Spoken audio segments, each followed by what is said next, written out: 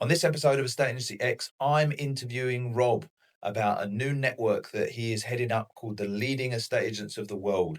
I ask him what the point of the network is, what's in it for agents, and how it will help agents to elevate themselves when it comes to speaking to the public. Estate Agency X, the UK's #1 estate agency podcast discussing the future of estate agency, entrepreneurship and business with hosts Mark Burgess and Rob Brady. Right, on this episode, I want to talk to you about the Leading Estate Agents of the World network that you're leading. I should think of a better word than leading because that clashes with the title. So, that you're heading up. We recently had the launch event. Hired out one of London's sky high landmarks, had a load of agents there talking to them about how it's going to work. And we've got founder agents, the network's going to launch, but there's lots of estate agency networks. So I guess I wanted to just have a interview with you where we could get to the root of what the point is, what's in it for agents, what's in it for the public, how does it work, and all of that sort of thing. So I guess my first question to you is, give me an overview of what is the point of this network. I think the first part to it is credibility. The fact that we've produced a name, the Leading Estate Agents of the World network, gives a better understanding maybe to the public of what the actual wider network exists, for then you to use it as a credible proposition tool within being a differentiator when it comes to a pitch. So you can actually talk something a little bit differently in the pitch around it, but then the public actually understand it. So that comes in various formats as you would do normally. Right? So when you say the public understand it, what do you mean? I think we get a lot of jargon. So, there's networks out there you could be a part of, but you almost have to then explain all the other bits about the network and why it exists. Whereas the Leading Estate Agents of the World, you say, I'm a member of the Leading Estate Agents of the World. It's a bit easier for the public to go, I understand that wording. Yeah. So it makes it a little bit more simpler to then go on to then explain afterwards about what does that look like. So I think the first part is we always want to lead with the credibility side, but then also backing it up with having a website that's actually built for network members, not to generate network members. So it's not confusing again to the public.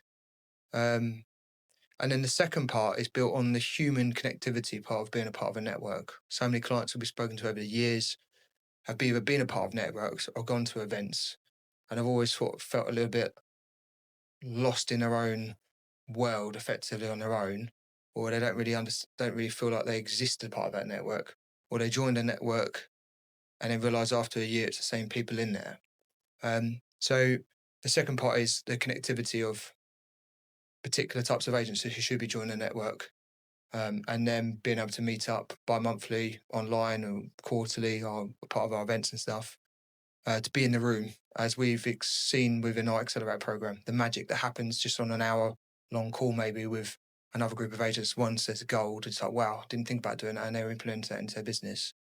So I would say those are the two things, like credibility, but human connection is the two parts, sense of belonging. So I'm an estate agent, and I've been going, let's just say I've been going for a while, right? Doesn't matter how long you've been going. What makes me somebody that could or couldn't become part of, or could apply to become part of the Leading Estate Agents of the World? Yeah. And how do you police that to stop it just being random people? Just anybody's in here. Yeah, so I think first thing is we look at standard things like Google reviews and ratings for Google reviews. But then also we look at performance metrics. So one of the things I looked at, and the biggest issue that most people have from the public perspective as well, is one, how do they understand that you're different? When you say you sell houses better than the other estate agent, but in what way? So the only way you can do that is showcasing of your actual statistics to back up what you say word-wise. So every member has to openly publish their statistics on the website. It forms two greater strategies. One, we form a network strategy, as in the network gives credibility to the actual network you belong a part of. Everyone's accountable for the strength of the network. You can't just have random people join in who have got really bad performance statistics because the network's only as strong as the weakest link. But two, it gives you then the ability to, again, elevate your pitch and talk about the problems that maybe the public might be perceiving what estate agents are like, and how you showcase the maybe the issues they might be struggling down the line with, in the form of like fall throughs or getting your property under offer, and openly publishing those. So we need to have an agent that is happy or understands those figures. If I haven't got an agent who understands those figures well enough, then we've got a bigger question to worry about, because if they don't understand their fall through rates, Yeah. then So what stats are you asking them to publish? so basic ones would be fall through rates, average price listed against sold for, and how long it takes you to actually get the property under offer. Nice. Along with that, the general ones like years of experience within the sales team, years of experience you've got a lettings department, and the overall amount of properties that you manage, because then they're collectively a part of a network. The network could then be managing 10,000 properties under management under the network, which then gives credibility back to maybe someone who's got 100, and understands, how do I go against these bigger fish? You can say, well, I'm part of this network that's got 10,000 properties under management. Yeah, I like that. So so the statistics that you're asking for transparency on are their fall through rates, their percentage of asking price achieved, how long it takes to get stuff sold, and obviously then the Google reviews in terms of like how happy are your customers. Yeah. Can't really ask for much more than that, right? No. So they have to be completely transparent, and they have to meet minimum benchmarks, I guess, in order to qualify. Yeah, minimum benchmarks. Also things like, coming to our events, being a part of it. It's not a case of just signing up, give you the stats, and I'm not going to be a part of it, because it needs to be the strength of the network. So being involved in the group as well. And that leads back to the human connection you're looking for, right? So it's not just about being able to say it on evaluation, it's all good for you. You want that person who's clearly got good statistics to share their knowledge with the other agents who have got good statistics to find the gold, right? Yeah, 100%. Yeah, I like that. I like that a lot. So because I've met lots of great agents out there that sometimes feel like they're on their own, like you said, but they're great. They don't even necessarily know they're great, because they've got nothing to benchmark it against, but they're great. But they also, like, you put two of those agents in a room. You mentioned our business accelerator program. That's probably where we mostly see agents in the room together. But even aside from that, you put agents in the room and suddenly they're like, oh, hold on a minute. So what? You don't do this on evaluation? No. We used to, but now we do it this way because of this and this and this. The person like, that's fucking brilliant. I'm going to start doing that from tomorrow. Like, just magic happens. Yeah. And because but how do they get over the problem of, but I don't want to share all my information and then like someone in my area starts doing it. Like, how are you solving that? It was one of the biggest considerations I think we had, and whether we have it as a select license or open up to a couple of members. And having spoken to a lot of agents out there in the run up to the network, a lot of the general census is like, I want to be a part of a community across the UK, but I do get frustrated with, I'm sharing some parts and then my competitor is just copying it. And so I want to be a part of a group of network members, but is there some protection of being able to be in a room somewhere, openly maybe voice my concern? It doesn't not necessarily a strategy they're working on, but they might be struggling with a member of staff, and saying, how do you approach that? And they sometimes that's the level of sort of intimacy you'll find, that they might not necessarily want to know that Bob down the road is saying that, and then they're going to potentially use it because it's still that competitive nature on it.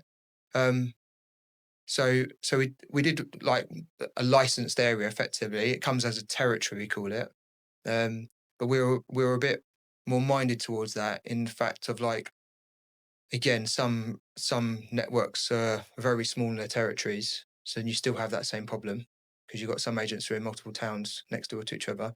So we expanded the area to twice of what you'd probably get in other networks, just to enable them to have a larger area to cover, and but they still license under themselves.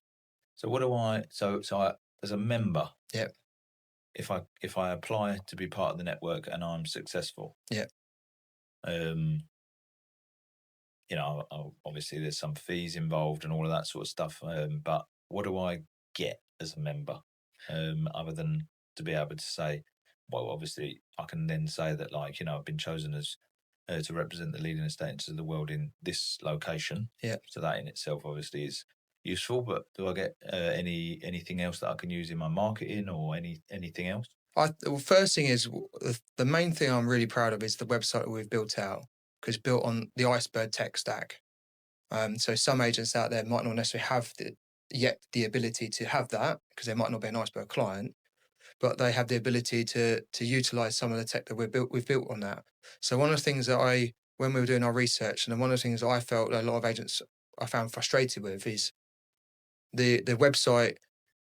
We're in a privileged position that we've got EAX and EAX network, and it's so all the stuff on EAX is designed for estate agents.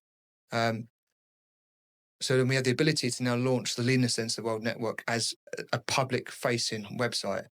So apart from a small few boxes that drive people back to the EAX page, there's no confusion, because most network pages have a confusion between joining a member as an agent, but then if you're a public member there, here's some information on it. Yeah. And the second part to it was it almost the agent sometimes becomes an afterthought, because there's just a link and a logo to their website. It doesn't really give the identity of why that person was a chosen member, and actually the human element to their brand, not just here's a logo, website, and then they're stuck in that part. So when we built out the website, all the agents, the founding members that have joined us have said, complimented on how nice the website is and how they're going to use that within their marketing tools, because it's built for them, not for us. So every member, I go for an onboarding process, and we have a series of set questions that I then establish the human identity of that brand, the meaning of that brand, who they serve. We then upload a video we have on there, which is either an interview online or in person, where then that's almost the back end of that under our neuron technology has then enabled it to be found in AI search better. But also just brings in a lot more of the people behind the brand and why they're a chosen member, and a bit of piece from us. And then the links direct into particular key functions that we want them to do. So not just drive them to their website, book a valuation, go to their valuation page. There's the ability to have their properties click on there, but if they click on that property, go straight into that property profile. But the overall page then becomes a marketing piece that you can use. Yeah. So it's clever. It's clever because, you know, it's a bit like the About Us page on their website, but the About Us page on the website is you saying how great you are. Yeah. Whereas this is like an independent third party called the Leading Estate Agents of the World saying how great they are. Yeah. And that's the bit that gives the credibility. Like the bit that I was obsessed about when we built the website is it looked smart, sharp, and would complement your brand, not overtake your brand, but be almost as a secondary source to back up what you've been saying. But also maybe it's a British thing that sometimes we don't sing about ourselves too much. So the guys that I've been interviewing, the girls I've been interviewing, I can see the magic in them as estate agents.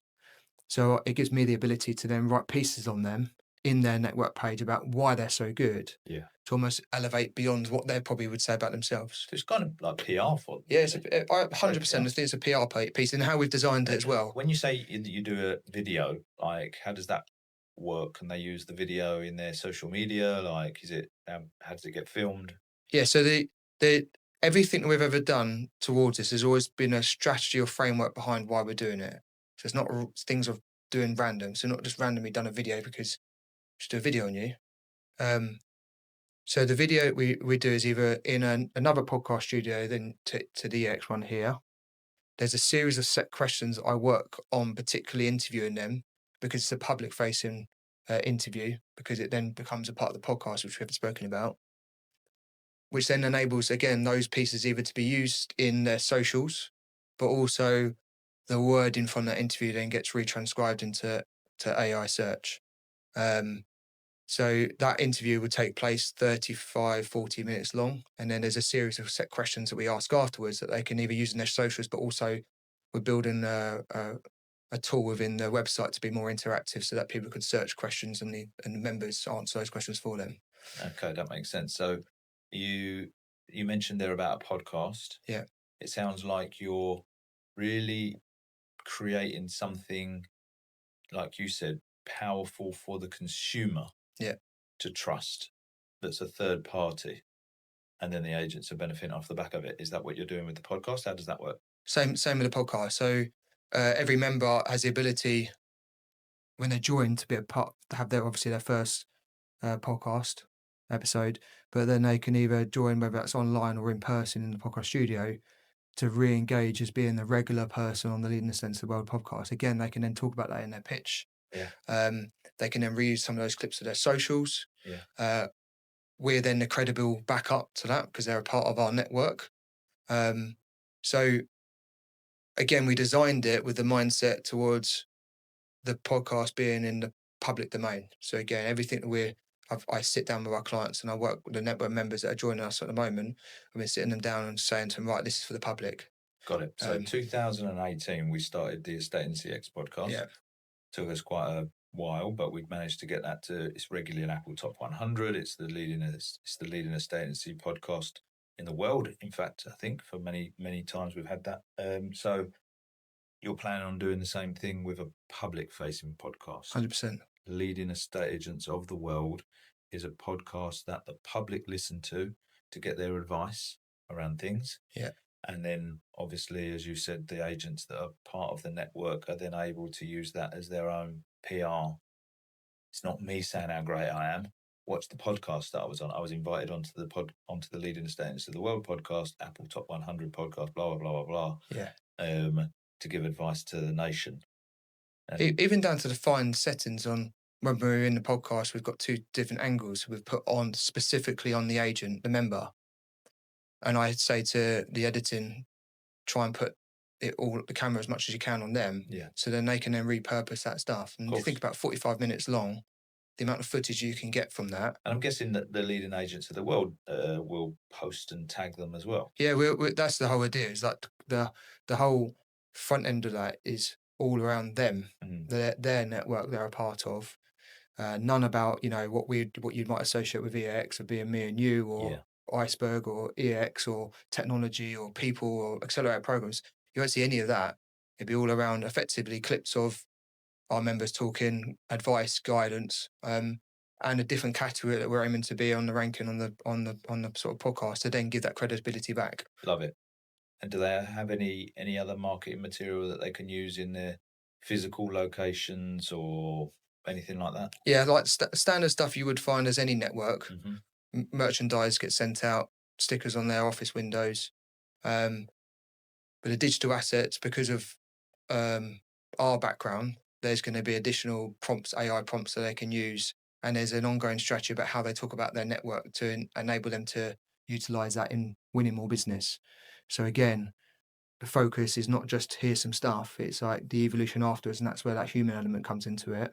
Is the network elevates and grows as a collective, which then elevates the network you're a part of, the strength of the network you're a member, and it comes full circle to then showing that it's a strong outlet to be a part of this group. Yeah. People. So we've got strong public facing brand that's business to consumer about estate agency, independently trying to be useful to the public.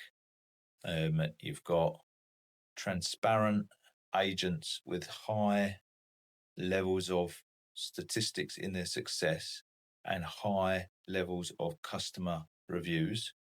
So that's how. So the agencies is not about being the biggest. Then it doesn't matter if you're a single branch or. I think that every member I've interviewed recently on the podcast, it's always been the key essence I've come back to. It's all about their obsession with their customer experience. Okay. And becoming better. So if you're an agent that's obsessive about customer experience, then it's probably worth you at least applying. Yeah. Right. So we've got agents applying that are willing to share that transparency and stand out and then they get to actually be able to explain it to the public. Yeah. Because they're able to say, because of our statistics, we were selected to be one of the leading estate agents of the world. Love that.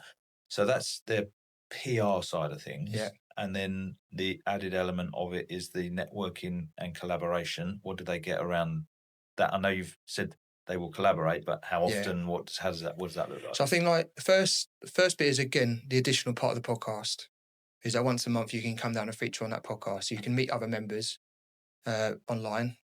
And there's nothing to say that I was even thinking about in the future. Like, there's nothing to say that we have random ones where one party interviewing another one and creating that public to public facing from two different agents' perspectives. The bit that we sort of brought at the beginning, the Accelerate program. Yeah, we've now third year into our Accelerate program. Just explain that a little bit. So we basically get 7 to 9 businesses in a room, 6 times a year, 6 online sessions, and they do a year Accelerate program that's specifically set up, that we've designed in taking them from working in the business to now working on the business. And we've seen some amazing development and growth for those people. So there's every workshop is being carefully calculated for a whole day to then elevate them to the next mile, to the next zone. And at the end of like workshop 6, they understand that why we did it in a particular way. What sort of things? So we look at things like how they increase their fees, their sales pitch, how they generate more marketing into their business, because a lot of them sort of tend to struggle with that. We look at operationally, but not necessarily internal operation, but operationally and onboarding people, clients, as well as onboarding new members of staff and finding those new key people. We look at brand, like the essence of like what brand actually means beyond the logo. And then we've also looked at their getting them to create a plan of action and strategies that they could put into their business to maintain that plan going forward. Yeah. So like we get some world-class experts into that, and we've seen some phenomenal changes and developments, especially the clients when in year 1, they're now in year 3, and the machines that they've built from those periods of time. But what we noticed with that, and it does happen even at the EX events we do. When I've been to an EX event, they come away with a certain feeling, go, do you know what, I really like that because it was quite intimate. I could speak to other people, I had chats. I learned so much from that because it wasn't the same people I usually see at other industry events. So grey. It wasn't so grey, yeah. And so we've seen that within the Accelerate program. People into a room, a particular topic, or the hour-long session we do, refocus sessions we do. There's been some absolute gems that have been pulled through that, because it's just the facilitation of, if an agent's working on a business all the time, they haven't got time to be thinking about, right, I'm going to do a workshop facilitation. Who am I going to get in and what am I going to do? Or I'm going to spend an hour long doing this, getting this together and getting the team together. So that's where we've stepped in for the Accelerate program, and we're just expanding out to the network. So we're looking at quarterly workshops. My always guarantee is not to find a place where it's got red carpets and green drapes that you would find on the side of on a motorway. Just saying that's quite nice, central for everyone. I'm bringing in, talking about either particular things that the network members want to discuss as their prominent part, listening to our members, and then also bringing in facilitators to support them on half a day, maybe just half a day, on particular things they might be struggling with. But again, we want to bring people like we did with the Accelerate program that are not necessarily the same industry people you might see all the time, and they are specialists in that particular topic. Okay. So you have like a roadmap that you can see going forward. And then the bi-monthly ones are, our first one's most likely going to be as a part of the founding members, getting together and talking about particular things. But then we might drop in, someone who might be talking for an hour long about SEO, and getting them to maybe think about things beyond their agency right now, and something in that hour might spark them to go, yeah, that's really interesting, and I thought about doing it that way. It's almost like an interactive podcast in a sense then. Yeah. The online. Yeah. I mean, the physical meetings as well, I guess, but the online is like a podcast that you then get to ask questions. Yeah. Sort of thing. And so the physical ones, quarterly, does it matter where you are based in the country? Do you have to come? I mean, obviously, to get the most out of your membership, I guess everybody needs to come, because otherwise no one would be there, right? But how are you viewing that? I took the viewpoint on that. I've got 2 central locations, one in central London and one in centre of Manchester. 2 great venues, easy to get to. and it gives a central point for anyone who might be up north. Yeah. And the goal, again, like you said at the beginning, when you got two agents in a room, just some agents going from the south and experiencing some agents stuff in the north and vice versa, again, just creates that mindset view on it. But the good thing is, because like how our accelerator program works, and we know that there's 6 workshops in advance, then there's nothing to say we can do exactly the same thing that we've already started planning for Yeah. the So early everyone part of knows the next year. dates. So everyone knows the dates. Everyone knows they could book it out. And we, with all those events, you get 2 tickets as a part of it to be being a part of that event. So same with the EX events we do.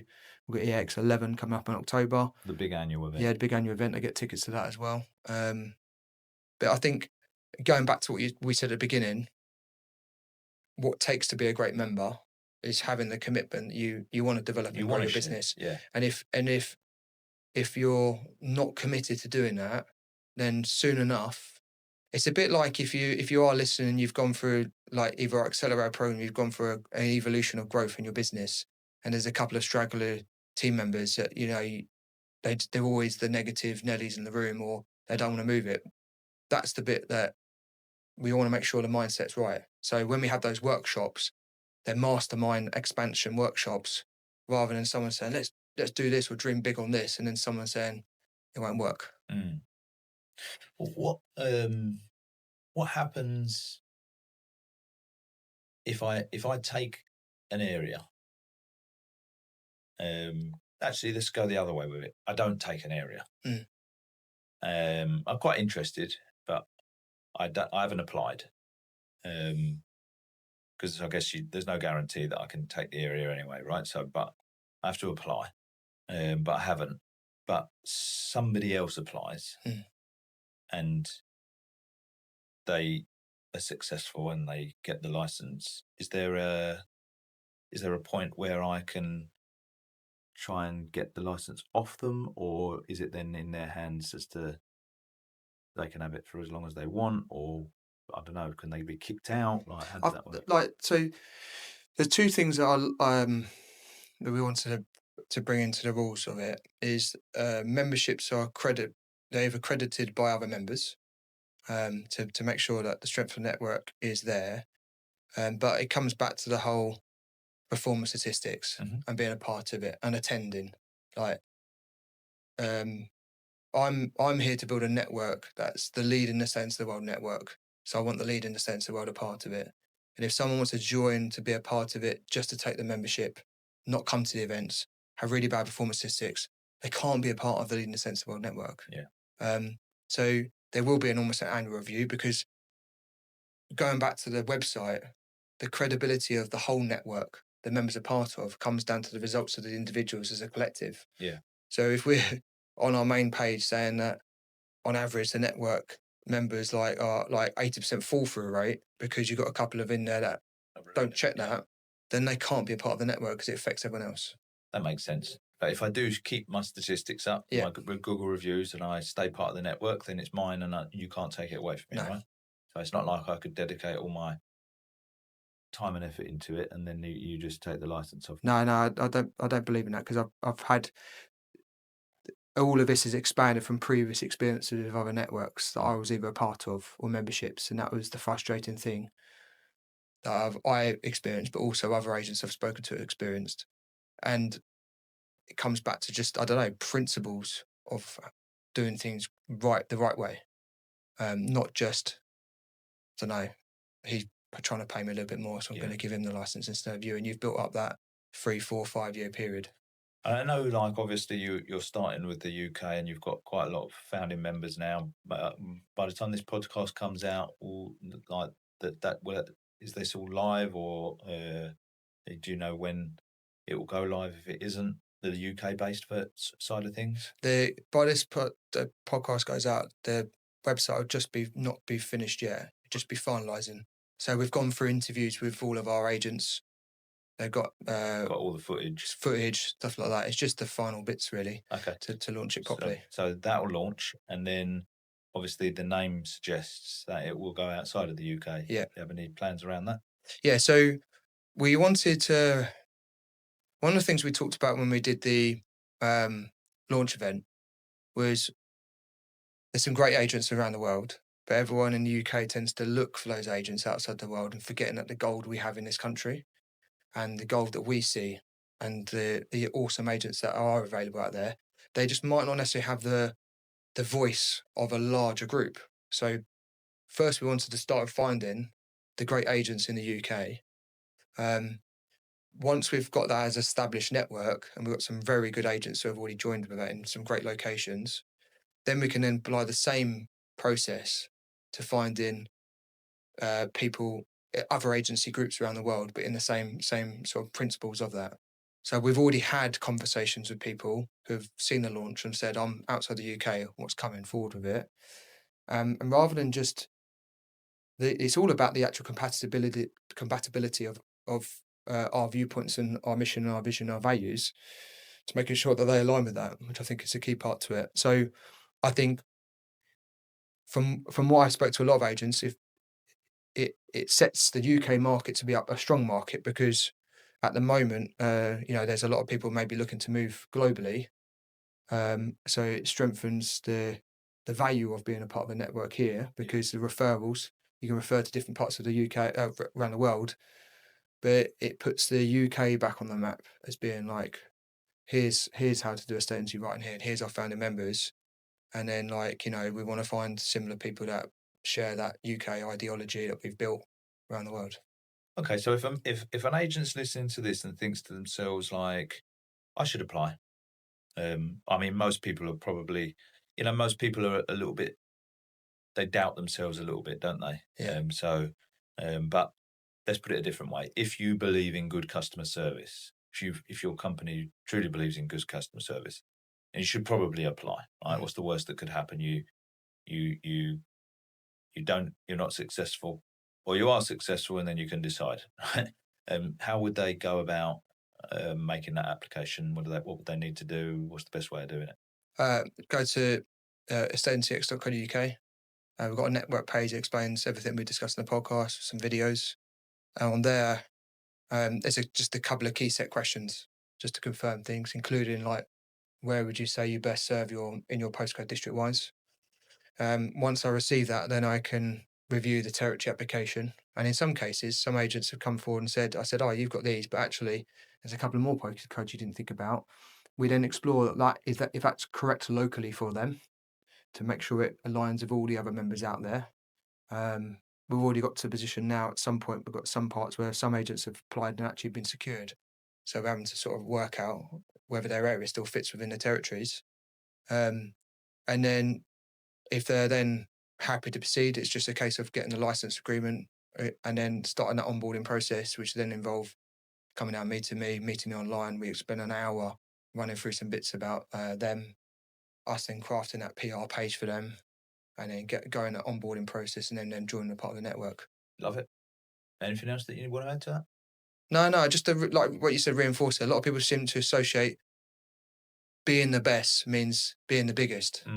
And I've had some agents that have joined us who don't do great big numbers, but they do some amazing experience and they really care about it. And that's what I've seen more and more so in the 45 minutes podcast I've done. So don't feel like you can't apply if you don't feel like you still got to have numbers, because we need the performance statistics, but you don't have to be doing hundreds of thousands of transactions a year to be deemed as a lead in the sense of the world member. Yeah, you can't have not yet started your estate agency. Yeah.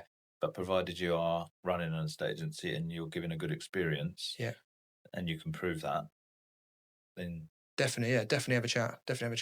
Love it. Thanks very much. Thanks for listening to this Estate Agency X podcast. Can you make sure that you're actually subscribed to this podcast channel if you liked the content? It helps us massively to get better guests, and it just helps us generally. So you might think you're subscribed, but just have a double check, whatever your podcast platform of preference is, that you're actually subscribed.